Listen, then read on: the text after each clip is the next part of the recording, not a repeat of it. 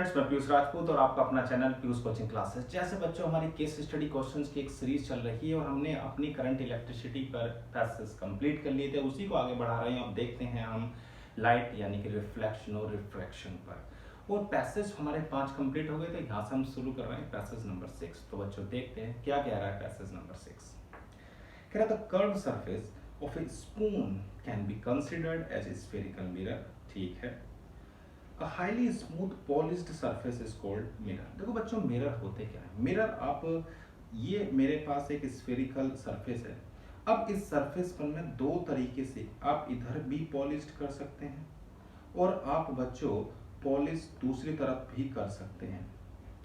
यानी कि पॉलिश आपकी दोनों तरफ हो सकती है, अंदर भी हो सकती है और बाहर भी। अगर पॉलिश आपने आउटसाइड करी है तो ये जो आपका मिरर बन रहा है इसको बोलते हैं कॉनकेव मिरर। और अगर बच्चों आपने पॉलिश किधर करी हुई है, अंदर साइड में करी हुई और रिफ्लेक्शन आपका बाहर वाली सरफेस से हो रहा है तो इसे हम बोलते हैं कॉन्वेक्स मिरर। ठीक है, इतनी बात। चलो, कह रहा था mirror whose reflecting surface is curved inwards or outwards is called spherical mirror। Inner part work as a concave mirror and the outer bulging part as a convex mirror। ठीक है भाई, इसे आप याद रखोगे जो outer part है।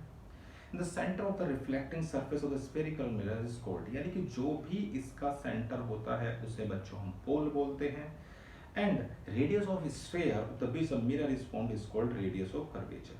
ठीक है, क्या कह रहा है ये कह रहा है जो आपका स्फेयर था उस स्फेयर की रेडियस, जैसे कि मान लो मेरे पास ये एक स्फेयर है और इस स्फेयर में से मैं अगर इतना पोर्शन कट कर दूं और उस पर पॉलिश कर दूं तो बच्चों कि होगा क्या, जो भी हमारे स्फेयर की रेडियस होगी वो हमारी इसके लिए रेडियस ऑफ कर्वेचर होगी।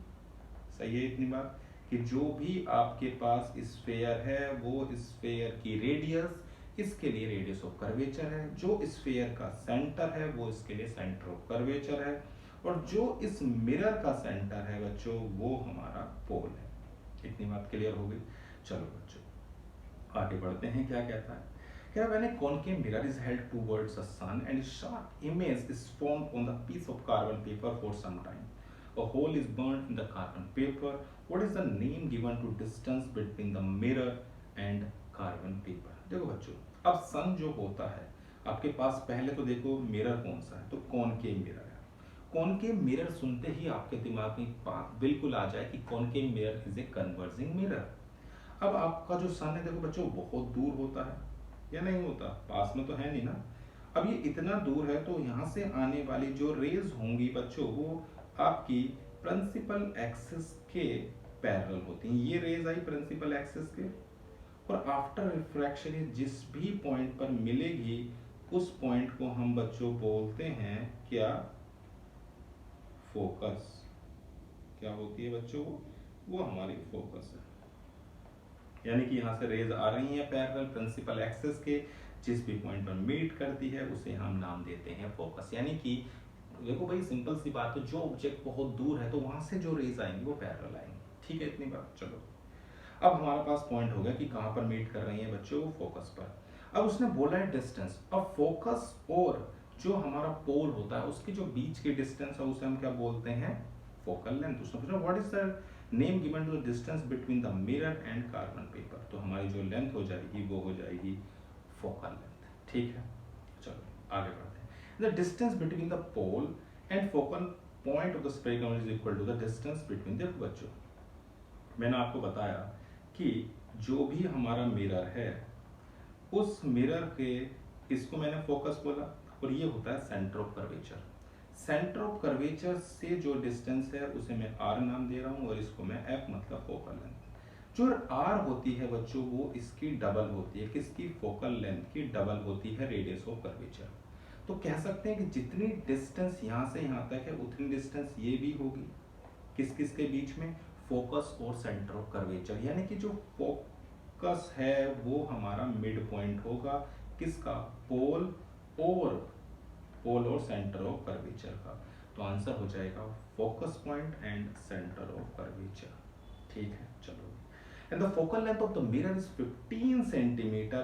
तो मैंने आपको बताया जो रेडियस ऑफ कर्वेचर होती है वो डबल होती है, यानी 2 इंटू 15 यानी कि 30 सेंटीमीटर। सही है इतनी बात। चलो, the normal at any point on the mirror passes through. जो देखो नॉर्मल है, देखो भाई ये आपको बिल्कुल अच्छी तरह से पढ़ लेना है, दिमाग में बैठा लेना है कि जो सेंटर ऑफ कर्वेचर होता है उससे आने वाली जो रेज होंगी वो रेज हमेशा 90 डिग्री पर टकराती हैं। अब 90 डिग्री पर जो भी टकराएगा वो ठीक वैसे ही वापस लौट आएगा जैसे गया था। तो यानी कि सेंटर ऑफ कर्वेचर पर जब भी रेज जाएगी समझ लेना नॉर्मल इंसिडेंट हो या वैसी वापस आ जाएगी। In a convex spherical mirror, reflection of the light take place। देखो भाई कॉन्वेक्स है तो मैंने आपको बताया था कॉन्वेक्स में आपका जो भी होगा उसमें रिफ्लेक्शन बाहर वाली सरफेस पर होगा। कौन सी वाली सरफेस पर होगा? बाहर वाली, इस वाली सरफेस से आपका रिफ्लेक्शन होगा। ठीक है, तो ऑप्शन आपका हो गया सी, आउटर सरफेस। बहुत आसान था। इसमें आपको बेसिक चीजें बताई गई थी किसके बारे में, रिफ्लेक्शन के बारे में और मिरर के बारे में। छोटा सा रिलेशन आया कि रेडियस ऑफ कर्वेचर जो होती है वो आपकी फोकल लेंथ की डबल होती है, यानी कि ये कह सकते हो जो फोकस है वो सेंटर ऑफ कर्वेचर और पोल का मिड पॉइंट है। तो क्लियर है बात इतनी, आपको पैसेज क्लियर हो गया। तो बच्चों आज की क्लास में सिर्फ इतना ही। Thank you.